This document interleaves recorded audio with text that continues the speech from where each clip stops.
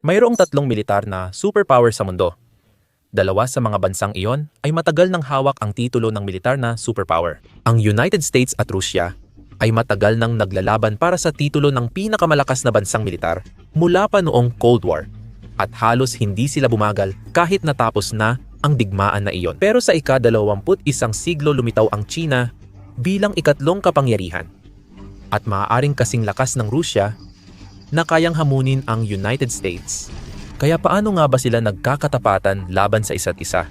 Sasagutin natin ang tanong na yan habang sinusuri ang lakas ng militar ng United States, China at Russia. Sinimulan natin sa pagpapalakas ng militar na mahalaga para gumana ang ibang aspeto. Budget. Kung hindi malaki ang gastos ng bansa, hindi ito magiging military superpower. Ang United States, China at Russia ay may mga budget na umaabot sa daan-daang bilyong dolyar kada taon. Pero hindi ganun kalinaw ang sitwasyon sa unang tingin, sa aktwal na taunang gastos sa dolyar. Malinaw na United States ang nangunguna sa tatlo. Ayon sa Defense, 24 gumagastos ang United States ng napakalaking 8.26 na bilyon kada taon para sa kanilang militar. Taon-taon, lalong nalalapit ang United States sa 1 trilyong dolyar na halaga. Hindi naman sa hindi kahanga-hanga ang mahigit 8.70 bilyon. Mas mataas pa ito sa taunang gastos ng anumang bansa sa sandatahang lakas. At malayo rito ang Russia at China. Madalas mahirap makuha ang impormasyon tungkol sa detalye ng budget militar ng China. Dahil lihim ang bansa tungkol sa kung magkano ang ginagastos nila sa kanilang sandatahang lakas. Gayunpaman, gumastos na ang Beijing ng 17 trilyong yuan o 245 bilyon para sa kanilang hukbo sa loob ng isang taon noon. Mahirap isipin na bababa pa ang bilang na yan ngayon na ganoon nakalaki ang gastos ng China, habang malaking bahagi ng budget ng United States ay napupunta sa pagtatayo ng malalakas na missile base tulad ng Golden Dome Project at hypersonic na sandata. Nakatuon naman ang China sa pagpapalakas ng hukbong dagat nila. Hindi mas maganda ang mga barko ng Beijing kaysa sa United States. Pero mas marami silang ginagawa kaya sila na ang may pinakamalaking hukbong dagat sa dami ng sasakyang pandagat. Babalikan natin ang hukbong dagat ng bawat bansa mamaya sa video. Una, napakalaki rin ng ginagastos ng Russia. Umaabot ito sa 135 trilyong rubles o mga 145 bilyon. Karamihan sa gastos na yan ay dahil sa digmaan sa Ukraine. Inaasahang babawasan ng Russia ang gastos sa militar dahil nauubos ng digmaan ang pondo ng bansa. Ang drone at sahod ng mga sundalo na higit 3 beses kaysa karaniwang sahod ng mga Ruso ay mga salik sa paggastos na ito. Kaya malinaw na panalo ang United States. Tama ba? Hindi agad-agad. Kahit mas malaki ang gastos ng United States kung dolyar ang basehan. Hindi isinasaalang-alang ng mga numerong ito ang purchasing power parity o purchasing power parity. Ang purchasing power parity ay kasangkapang pang-ekonomiya na naghahambing ng buying power ng pera ng iba't ibang bansa gamit ang karaniwang basket ng produkto. Ayon sa Investopedia, ipinapakita nito kung paano naaapektuhan ng exchange rates ang tunay na halaga ng gastos ng isang bansa at ang posibleng mas mababang presyo sa loob nito. Mas mataas ang tunay na budget ng Russia at China kaysa ipinapakita. Kapag isinama ang purchasing power parity, halimbawa, ang tinatayang 145 bilyon na ginagastos ng Russia taon-taon ay umaabot talaga sa 462 bilyon. Kapag isinama ang purchasing power parity, mas mababa pa rin iyon, lampas lang kalahati ng gastos ng United States bawat taon. Pero ipinapakita nito na mas marami talagang nakukuha ang Russia sa perang ginagastos nila kumpara sa United States. Ganon din ang nangyayari sa China. Ayon sa Center for Economic Policy Research o Center for Economic Policy Research, mas malaki ang nakukuha ng China kumpara sa ipinapakita ng kanilang opisyal na bilang.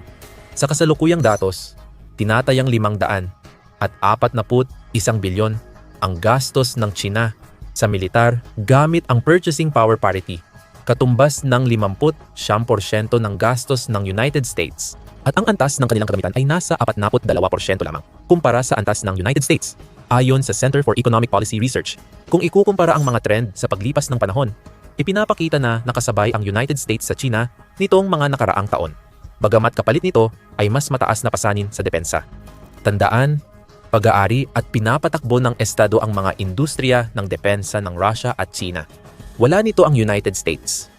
Mga pribadong kumpanya ang gumagawa ng sandata na binibili ng United States, pati na ang mas mataas na sahod ng mga sundalo. Karaniwan, mas malaki ang ginagastos ng United States para sa parehong kagamitan kumpara sa Russia o China. Malaki pa rin ang gastos ng United States, pero hindi ganun kalaki ang agwat gaya ng iniisip ng iba. Gayunpaman, nangunguna pa rin ang United States sa aspetong ito. Pero bago tayo magpatuloy, gusto naming pasalamatan ang sponsor ng video natin ngayon, Private Internet Access. Kilala rin bilang Private Internet Access ang pinaka-transparent na VPN provider sa buong mundo. Pinagkakatiwalaan ng mahigit 30 milyong gumagamit sa buong mundo. Ang Private Internet Access ay nangunguna pagdating sa online privacy.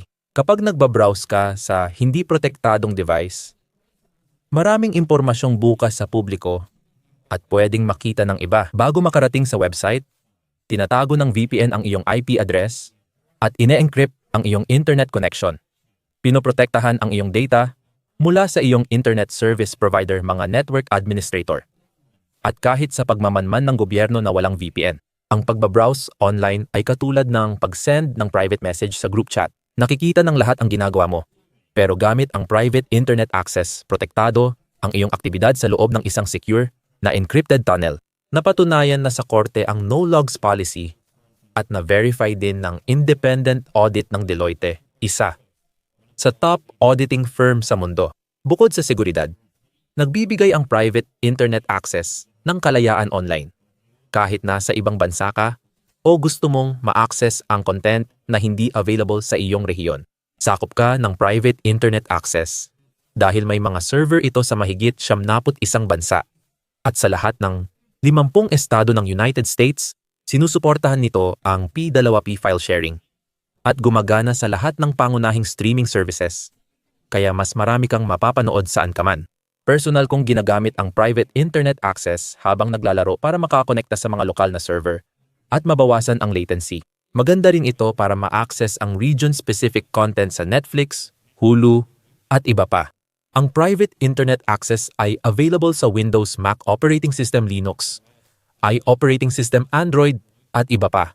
At sa isang subscription lang, maaari mong maprotektahan ang walang limitasyong bilang ng mga device ng sabay-sabay. Perpekto para sa seguridad ng buong digital mong buhay.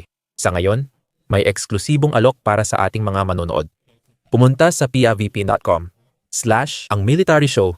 Tingnan ang description para sa 83% off sa private internet access. Magiging 200 at 3 na lang bawat buwan. Dagdag pa, makakatanggap ka ng 4 na dagdag na buwan ng libre. Kung nag-aalinlangan ka, may 30 araw na money-back guarantee at 24 sa 7 customer support silang handang tumulong. Kaya subukan mo na ang private internet access ngayon din. Karapat-dapat ka sa privacy at sa private internet access ligtas ka. Paano naman ang tangke at depensa? Binanggit ng 24 ang Institut Français de Relations Internationales ng Pransya o Institut Français de Relations Internationales na nagsasabing ang labanan gamit ang mga tangke ay isa sa mga larangan kung saan nahuhuli ang United States. Mayroon itong 4,000, 100 at 40 na mga tangke sa kanilang imbakan. Ayon sa Institut Français de Relations Internationales, hindi ito masyadong tumutugma sa 4,000 at 700 na mayroon ang China o sa 5,600 at 30 na dinadala ng Rusya sa isang digmaan. Mas malaki sana ang lamang ng Rusya sa tangke kung hindi dahil sa digmaan sa Ukraine. Ayon sa Ministry ng Pananalapi ng Ukraine, mahigit 11,000 at 300 tangke ng Rusya ang nawasak sa Ukraine mula nang ilunsad ni Vladimir Putin ang kanyang pananakop. Dati, 10,000 ang tangke ng Rusya kaya maliit ang 5,600 at 30 kung ikukumpara. May mga problema rin sa paggawa ang Rusya dahil bumagsak ng husto ang produksyon ng tangke sa bansa.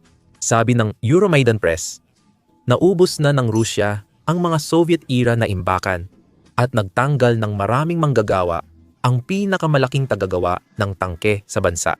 Ang tagagawa na iyon ang gumagawa ng T-72B3 at T-70 na siyang pinakamakabagong pangunahing tangke ng labanan ng Rusya. At nahihirapan itong maabot ang mga kota ng produksyon na itinakda ni Putin. Mas hindi pinapahalagahan ng China ang mga tangke kaysa Rusya. Bagaman patuloy itong gumagawa ng marami, mas inuuna ng China ang dami kaysa kalidad. Ayon sa national interest, binanggit ng ulat na karamihan sa mga tangke ng China ay luma na, kung saan ang Type 50 at Type 69 nito ay direktang kinopya mula sa Russian T-54 na ginawa noong dekada 1950. May Type 79 ang China na matibay daw ngunit hindi pa nasubok sa totoong labanan o na export, kaya di pa tiyak ang kakayahan nito. May paalala rin dito.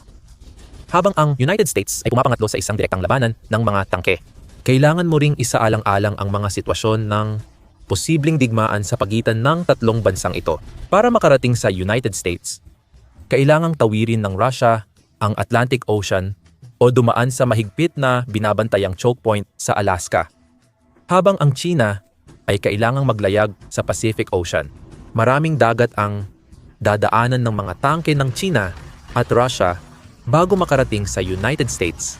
Kaya hindi ganoon kahalaga ang kanilang bilang maliban kung maglalaban sila ng United States sa mismong lupa. At wala namang dahilan para gawin iyon ng United States dahil malinaw na sila ang panalo. Sa susunod na kategorya, mga combat aircraft, ang United States ay may 3,000 at 68 na combat aircraft na malayo ang agwat kumpara sa China na may 2,200 at 20 at Russia na mayroon lamang 1,052. Nilinaw ng outlet ang kahulugan ng combat aircraft. Kasama rito ang aktibong fighter jet, bomber, attack type eroplano, at attack chopper. Hindi rin binibilang ang support aircraft gaya ng aerial refueling tankers na nagpapalayo at nagpapahaba ng lipad ng combat aircraft. Ganoon din sa mga troop transport at katulad ng mga eroplano, nangunguna rin ang United States sa mga aspetong iyon. Kahit papaano, ayon iyan sa military aggregator na Global Firepower o Global Firepower. Kung ikukumpara natin ang mga aerial tanker, mahalaga ang mga ito sa malalayong operasyon sa himpapawid. 10 lang ang support airframes ng China, 19 sa Rusya, at mas malaki pa ang bilang ng Estados Unidos. May 605 itong aerial tanker na nagpapakita ng estratehiya ng Amerika sa tatlong panig na labanan. Lumipad, manatili sa ere, at bombahin ang mga kalaban. Ang pinagsamang dami ng United States na kadalasan ay may mas mataas na kalidad kumpara sa mga katapat nitong Ruso o Chino. Halimbawa, ipinapakita ng Rusya na ang Su-57 nito ay ika-5 henerasyong fighter jet na kayang tapatan ang F-22 at F-35 ng Amerika. Ayon sa Warrior Maven, hindi raw malapit ang jet ng Rusya, lalo na pagdating sa bilis. Mas mababa ang Mach 2 na bilis ng Su-57 kumpara sa Mach 2, 25 ng F-22. Sa stealth, inaasahan sanang pumantay ang Su-57 sa F-35 pero hindi ito malapit sa kakayahan ng jet ng Rusya. Iniulat ng Aviation Geek Club na ang mga radar ay may detection range para sa Su. 57 na 6 hanggang 10 beses na mas malayo kumpara sa F-22 o F-35. Mas madaling makita at mas malaki sa radar ang mga Su. 57. Hindi iyon maganda para sa tinatawag na stealth jet. Sa China, madalas mahuli ang kanilang combat aircraft dahil sa hindi maayos na pagkakagawa kumpara sa United States. Sabi ni Ruben Johnson, eksperto sa aviation at manunulat sa National Security Journal na mahigit 3 dekada nang nag-aaral ng mga jet, sinabi niya iyon hindi kayang tapatan ng J-20 ng China, ang United States 5th Generation Fighters. Kahit ibinenta itong unang ika-5 henerasyon jet ng China, may ilang issue ang J-20 na halos nagpapawalang silbi rito. Sabi ni Johnson, mahina ang pagkakagawa ng J-20 kaya naapektuhan ang stealth nito at hindi rin ito makapagbitbit ng mga bomba sa loob kaya limitado ang misyon. Pinakamalaking depekto nito ay may kinalaman sa kultura at hindi na maayos. Ang mga Tsinong piloto ay masyadong kinokontrol mula sa lupa at kulang sa kalayaan para umakto bilang mga tagapamahalan ng larangan ng labanan. Ang mga piloto ng F-35 nila ay sinanay sa ganoong kultura. Mahalaga ang kalidad sa pagbagsak ng Tsina. Pero hindi naman kalakasan ng mga Tsino ang kalidad sa mga eroplanong pandigma. Kaya malinaw na panalo ang United States pagdating sa himpapawid. Sa dami at kalidad ng mga eroplanong pandigma, ito ang inilalaban nila. Mas mataas ang antas ng 5th generation fighter jets ng United States kaysa sa mga mula sa China at Russia. Habang hinahabol pa ng dalawang bansa ang 5th generation, ang United States ay malapit nang magkaroon ng 6th generation fighter. Ang next generation air dominance ngayon F-47 ay mabilis, mahirap makita sa radar, at lumilipad kasama ng mga unmanned aerial vehicles. Kaya malaking banta ito. Kaya kontrolado ng United States ang himpapawid. Pero paano naman ang karagatan? Isa pa ito sa mga larangang nakakalito, ang paunang bilang. Ngayon, mas malakas ang United States kaysa sa inaakala at mas mahina ang Russia at China. Hindi ganun ang kaso pagdating sa budget. Nangunguna talaga ang United States pagdating sa tinatawag ng defense, 24 na mga first class na barko. Kasama rito ang destroyer, cruiser, at aircraft carrier. May 113 unit ang United States. Ang China ay may 100 at ang Russia ay may 34. Gayunpaman, ang hukbong dagat ng China sa pinakamababa ay mas malaki kaysa Amerika pagdating sa kabuang bilang ng mga barko. Ayon sa Global Firepower, may 754 na barko ang China. Mas marami kumpara sa 400 at 40 ng Amerika. Pangatlo ang Rusya na malayo ang agwat.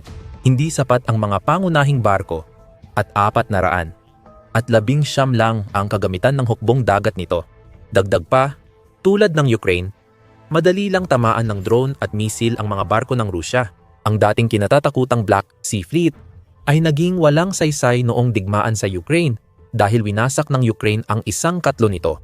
Balik tayo sa China at United States. Kapaki-pakinabang para sa Beijing na mas marami silang barko kaysa sa Washington. Pero may mahalagang salik na di nabibigyang pansin dito. Ang tonelahe o dami ng toneladang tubig na kayang itaboy ng hukbong dagat ay mahalagang salik sa pagiging epektibo nito. Mas mataas na tonelahe, mas malaki at makapangyarihan ang barko. Mas kaunti ng 300 ang barko ng United States kaysa China. Pero 4,100, 63 milyong tonelada ang kabuang tonelahe nito. Ang mas maliit na hukbong dagat ng United States ay nakakapalit ng mahigit 12 milyong tonelada ng tubig. Mas marami kaysa sa mas malaking hukbong dagat ng China. Ang malaking hukbo ng patrol vessel at maliliit na barko ay matatalo ng mas malalakas na destroyer at cruiser ng Amerika. Hirap ang Rusya sa hukbong dagat nila na may 100 at 26 milyong toneladang displacement at 400 at 19 na barko lang. Dagdag pa rito, wala na ring aircraft carrier ang Rusya ngayon. Ang Admiral Kuznetsov lang ang meron sila noon at puro problema ang naranasan nito habang nasa serbisyo.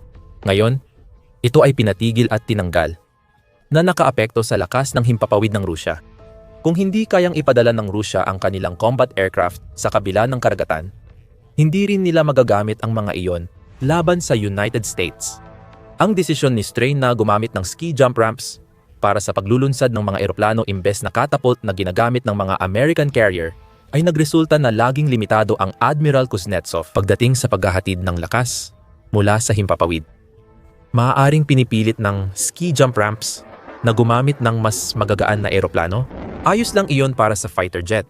Pero ang mas malalaking bomber at surveillance aircraft ay hindi pwedeng gamitin noon at imposibleng maipadala ng Russia sa dagat. Ngayon, maaaring mas kaunti ang barko ng United States kumpara sa China.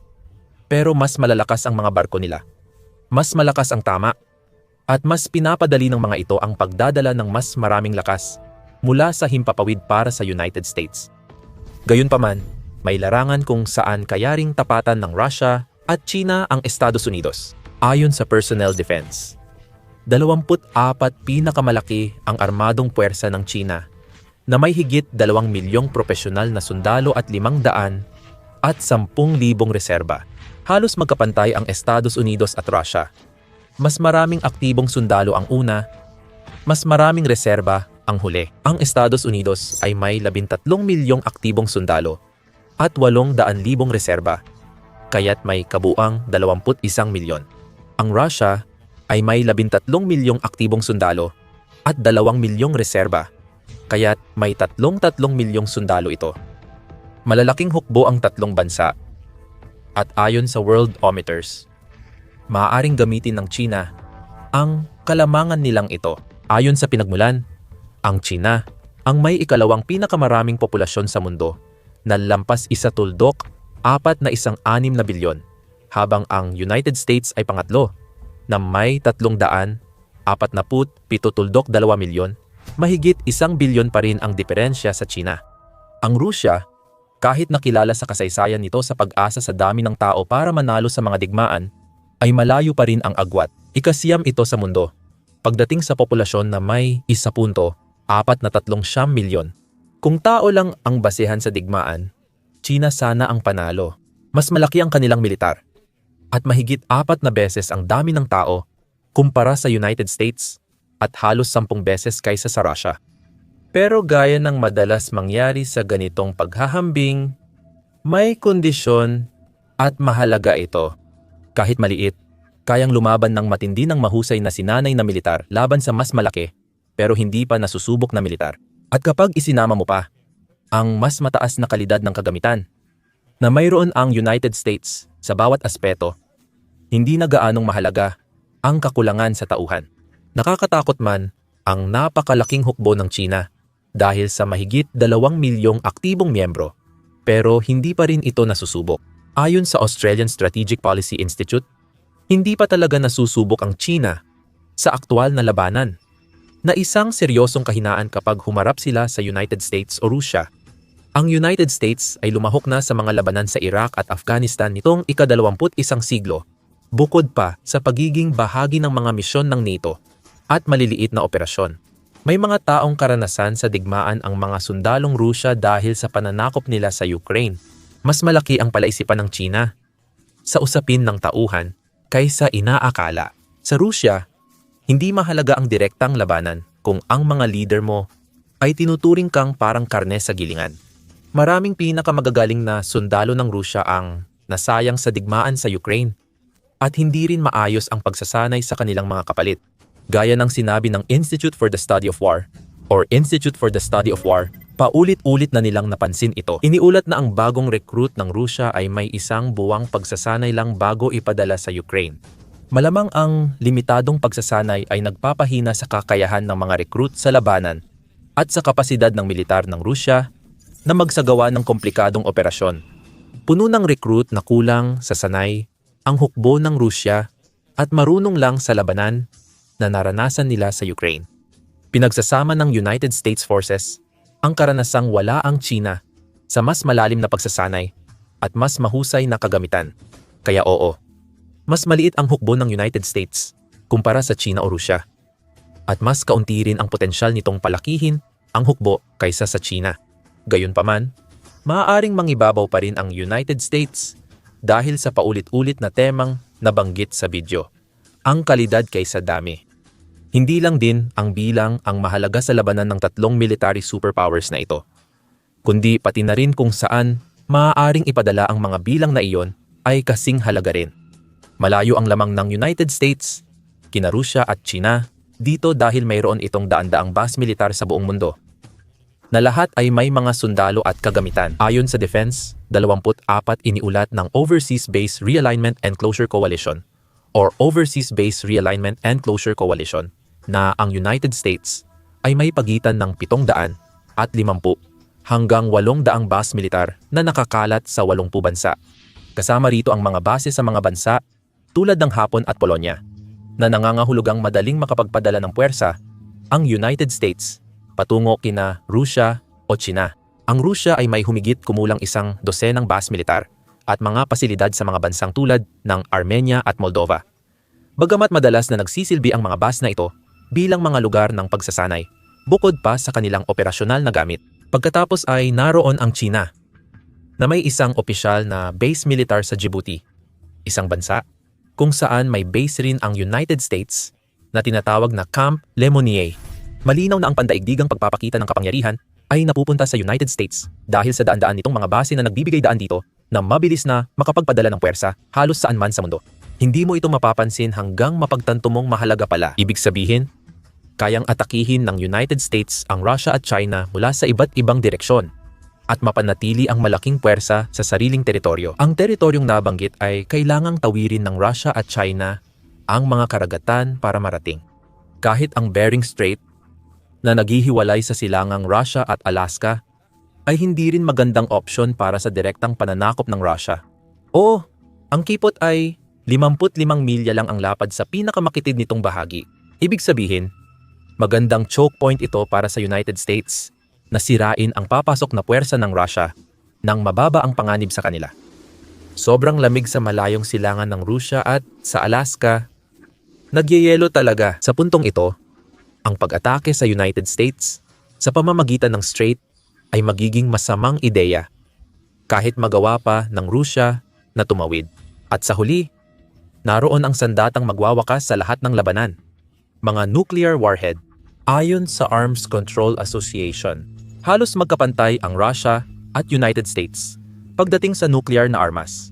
Bagamat bahagyang lamang ang Russia, mayroon itong 5,580 na nuclear na armas kumpara sa 5,200 at 25 ng Amerika.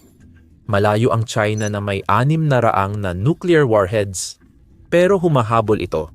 Ayon sa The Guardian, nagdadagdag ang China ng halos 100 warheads kada taon sa kanilang imbakan.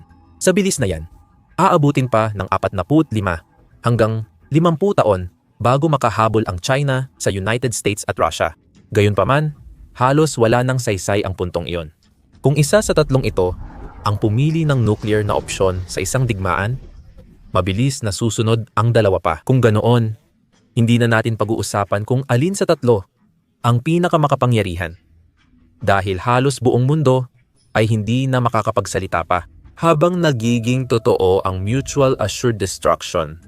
Pero kung babalik tayo sa tradisyonal na digmaan, nangunguna pa rin ang United States sa halos lahat ng aspeto. Kahit sa mga bagay tulad ng bilang ng tangke at mga sundalo, ang pagkahuli ng United States ay may kondisyon. Dahil dito, hindi ganun kaimpresibo ang mga kalamangan ng Russia at China kumpara sa nakasulat. Lamang ang United States laban sa China at Russia sa lupa, dagat at himpapawid. Ang nagbago lang sa sitwasyong iyon ay ang pagiging kampante ng Amerika. Tungkol naman sa China, maaaring hindi ito kasing lakas ng inaakala. At ang mga isyong tinalakay natin tungkol sa kanilang militar sa video na ito ay panimulang punto pa lamang. Ipinakita ng digmaan sa Ukraine ang kahinaan ng militar ng China. Alamin pa sa aming video. Kung nagustuhan mo ang video, mag-subscribe sa The Military Show para sa higit pang pagsusuri ng pinakamalalakas na puwersang militar sa mundo.